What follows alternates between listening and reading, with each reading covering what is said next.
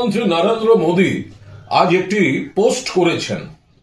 ঠাকুর শ্রী শ্রী রামকৃষ্ণ পরমহংসদেবের জন্ম তিথি উপলক্ষে তিনি পোস্ট করে সেটা শুরু হচ্ছে স্বামী রামকৃষ্ণ পরমহংসদেব, অর্থাৎ ঠাকুর শ্রী শ্রী রামকৃষ্ণ দেব বা ঠাকুর শ্রী শ্রী রামকৃষ্ণ পরমহংসদেব তাকে স্বামী রামকৃষ্ণ দেব।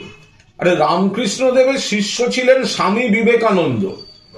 সাধারণভাবে স্বামী এই শব্দটা পূজনীয় বা গুরুদেব জনিত ক্ষেত্রে যে ব্যবহার হয়, শ্রীরামকৃষ্ণ দেবের ক্ষেত্রে সেটা ওই সমানার্থে ব্যবহারের নয়, ওখানে ঠাকুর শব্দটা আছে।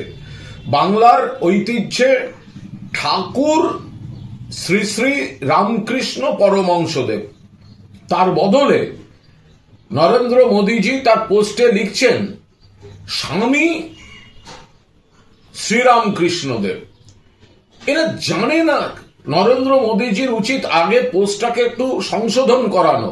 তার যারা রিসার্চ করে, তার যারা পোস্ট লিখে দেয়, তারা যারা টেলিপ্রম্পটারের ভাষণ লিখে দেয়, এর আগে বঙ্কিম দা বলে বসেছিলেন ঋষি বঙ্কিমচন্দ্র চট্টোপাধ্যায়কে, বিজেপির এক সেখানে বলে বসলেন রবীন্দ্রনাথ সান্যাল, একজন আবার বলে বসছেন রাজা রামমোহন রায় ব্রিটিশের দালাল ছিলেন। বাংলাকে অপমান করা।